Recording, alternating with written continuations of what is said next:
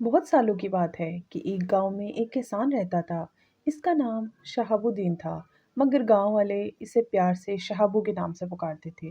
शहाबू के पास चंद एकड़ जमीन थी। जमीन से बस इतनी आमदनी हो जाती कि सादा सी रोटी मिल जाती।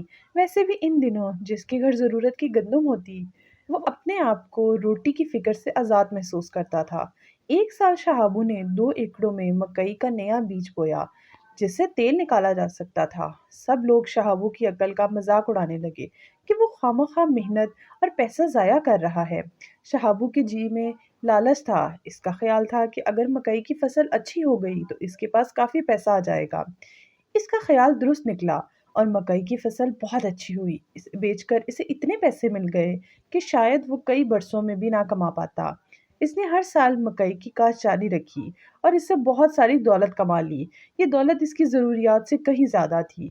दौलतमंद बनने के बाद शहाबू मियाँ शहाबुद्दीन बन गया और लोग ज़रूरत के वक्त इससे पैसे उधार लेते लगे।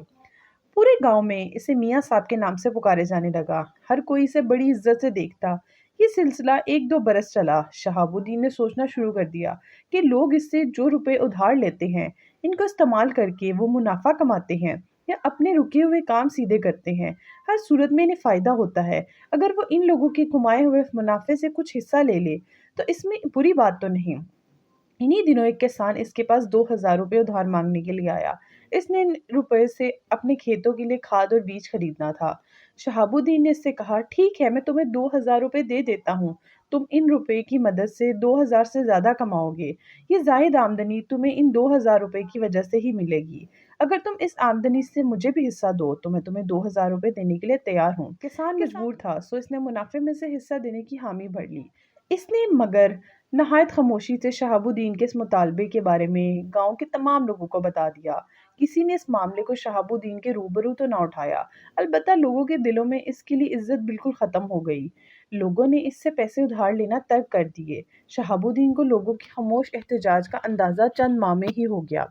जब इस दौरान कोई शख्स इसके पास उधार लेने के लिए ना आया, वैसे भी लोग इससे मिलने से कतराने लगे। आखिर शहाबुद्दीन ने गांव छोड़कर शहर जाने का फैसला किया। इसने गला मंडी में एक दुकान किराए पर ले ली और बहुत से अजनास थोक पर बेचना शुरू कर दिए। इस कारोबार को वुसअत दी और शहर के मज़ाफ़ात में एक गोदाम भी खरीद लिया। एक वक्त ऐसा आया कि कारोबार में मजीद वसअत की गुंजाइश ना रही। इसने सूद पर रुपया उधार देने का काम शुरू कर दिया ताकि इसके पास बची दौलत ऐसी ही ना पड़ी रहे, इसे हरकत में लाकर मजीद रुपया कमाया जा सके। शहाबुद्दीन गला मंडी के ताजरों की अंजुमन का सदर बन गया। इसने लोगों में अपनी इज्जत बढ़ाने के लिए शहर के बाहर रईसों की आबादी में एक आलीशान मकान बनवाया। गल्ला मंडी में शीशों वाला खूबसूरत दफ्तर तैयार करवाया। वो सुबह सवेरे दफ्तर में आ बैठता और रात गए तक काम करता रहता। आहिस्ता आहिस्ता इसका असर गल्ला मंडी से आगे शहर में फैलने लगा। शहाबुद्दीन जहां अपनी दौलतमंदी और लोगों में इज्जत के लिए बहुत खुश था, वहीं वो हर वक्त इन दोनों के छिन जाने के खौफ से अंदर ही अंदर डरा हुआ भी था। इस खौफ को मिटाने के लिए वो बुजुर्गों के मज़ारों पर हाजिरी देने लगा।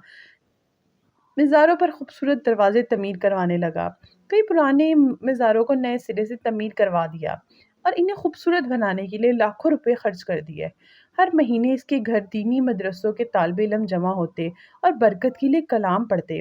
जब शहर के एक मशहूर बुजुर्ग का उर्स होता तो शहाबुद्दीन के घर कवाली की महफिल सजाई जाती। शहाबुद्दीन अपने अंदर दौलत के छिन जाने के खौफ को दूर करने के लिए जो खैरात करता, इसका ताल्लुक सिर्फ और सिर्फ मज़ारों, कवाली कराने या ख़त्म कराने तक महदूद था। वो किसी भी शख्स के दुख या ज़रूरत को कम या ख़त्म करने के लिए एक पैसा भी खर्च करना पसंद ना करता। इस सूरत हाल में इसके जहन में फ़ौरन ये सवाल पैदा होता कि अगर वो इस ज़रूरतमंद को 100 रुपया दे तो इसका मतलब ये हुआ कि इसके ख़जाने में ये रकम कम हो गई। दूसरा ये कि अगर रकम इस ख़जाने में रहेगी तो यकीनन इस पर सूद मिलेगा या फिर अजनास की खरीदो फरोख्त करके मुनाफा कमाया जा सकेगा। अपनी पूरी ज़िंदगी में शहाबुद्दीन ने सिर्फ एक मरतबा किसी की ज़ाती मुसीबत में मदद की। वो ऐसा कभी ना करता अगर इसकी बीवी इसके सर पर सवार ना हो जाती। हुआ ये कि इसकी बीवी की भांजी ने मैट्रिक में अच्छे नंबर लिए। वो कॉलेज में दाखिला लेना चाहती थी, मगर गुर्बत के बायस ऐसा मुमकिन ना था। इस बच्ची को दाखिले के बाद वजीफा मिल सकता था और वो अपनी पढ़ाई का खर्चा उठा सकती थी। मामला फौरी तौर पर दाखिला भरने का था और ये चंद 100 रुपए से ज़्यादा का सवाल ना था। जब ये मामला इसके सामने लाया गया तो इसने चिढ़ते हुए कहना शुरू कर दिया कि बच्चियों को पढ़ाने से क्या फ़ायदा होगा? इन्हें सिलाई, कढ़ाई और खानादारी का काम सिखाओ और इनकी शादी कर दो। इसकी बीवी ने इसे आड़े हाथों लिया और कहने लगी, ये वो रुपए ना देने के लिए सारा किस्सा छेड़ रहा है। आखिर शहाबुद्दीन को अपनी बीवी के इसरार पर 300 रुपए इस बच्ची के दाखिले के लिए देने ही पड़े। सर्दियों की एक रात शहाबुद्दीन बहुत देर से घर आया। घर के बाहर 2 मशकूक से आदमियों के साथ इसका सामना हुआ। वो घर की बैरूनी दीवार के साथ लगे बैठे थे। शहाबुद्दीन को देखते ही वो भाग गए। शहाबुद्दीन सख्त घबरा गया, हालांकि इसके घर की बैरूनी दीवारें बहुत बुलंद थी और इन पर लोहे के नुकीले जंगले भी लगे हुए थे। फिर भी इसे शदीद किस्म का खौफ महसूस होने लगा। इसने घर में आकर अपने सोने के कमरे में मजबूत लोहे की अलमारी को खोला, तसल्ली की कि जेवरात और रुपए पैसा सब मौजूद हैं। वो सोने के लिए लेट गया, मगर ये खौफ बिदस्तूर इसके दिलो दिमाग पर बिच्छू की तरह डंग मारता रहा। इसके लिए सोना मुश्किल हो रहा था। वो अपने घर के अंदर और बाहर होने वाली हर आहट को गौर से सुनता और अंदाज़ा लगाता कि ये आहट या आवाज़ किस वजह से पैदा हो रही है। थोड़ी देर के बाद इसे वहम होने लगा कि शायद घर के ताले ठीक तरीके से नहीं लगे हैं। वो बिस्तर से उठा, बाहर गेट पर लगे ताले को खींच कर देखा। चार दीवारी पर नज़र दौड़ाई, घर में दाखिल होकर दरवाज़ा बंद किया और ताला लगा दिया। फिर सोने के कमरे में आ गया, लोहे की अलमारी के तालों की पड़ताल की। इसे इत्मीनान हो गया कि सब ताले अपनी जगह पर मौजूद हैं और अच्छी तरह बंद हैं। इसने सोचा कि अब इसे सो जाना चाहिए। इसने करवट ली, बत्ती बुझा दी और वो फिर सोचने लगा कि ज़रूरी नहीं कि सिर्फ तालों की मौजूदगी चोर को अंदर आने से रोक दे। चोर रस्सी की मदद से घर की बैरूनी दीवार फलांग भी सकते हैं। वो घर में बड़े दरवाजे से ज़रूरी नहीं कि दाखिल हों। वो खिड़की तोड़कर भी अंदर आ सकते हैं और जान से मार देने की धमकी देकर सब कुछ लूट कर भी जा सकते हैं। ये सोचते ही शहाबुद्दीन को यूं महसूस होने लगा कि जैसे अभी अगले सेकंड कोई पिस्तौल लाए और इसके सराने खड़ा हो और वो इसे लोहे की अलमारी की चाबी मांगेगा। वो इसे चाबी नहीं देगा और वो गोली इसके सीने में मार देगा और वो खून में लथपथ पड़ा मर जाएगा। इन्हीं ख्यालों में गुम, न जाने कब इसकी आंख लग गई। इसने ख्वाब में देखा कि वो मर चुका है, एक अंधेरी कोठरी में बैठा है। इसके सामने सफेद लिबास में मलबूस एक बुजुर्ग बैठा है। इस बुजुर्ग की दाढ़ी और सर के बाल बहुत लंबे और दूध जैसे सफेद हैं। बुजुर्ग के सामने एक तराजू है। तराजू के एक पल्ले में बहुत सारा सोना और जेवरात हैं। शहाबुद्दीन ने इन्हें पहचान लिया। ये तो सब इसके पास लोहे की अलमारी में पड़े हैं। शहाबुद्दीन घबरा कर पूछता है, ये जेवरात यहाँ कैसे आए? तो बुजुर्ग उसको कहता है कि तुम्हारा हिसाब हो रहा है और तुम मर चुके हो। ये वो जेवरात हैं जो तुम्हारे पास ज़रूरतमंद लोगों ने रखवाए थे और तुम्हारा दूसरा पल्ला बिल्कुल खाली है। अगर तुमने इंसानों के दुखों को कम करने के लिए कुछ किया होता तो वो दूसरे पल्ले में आ जाता।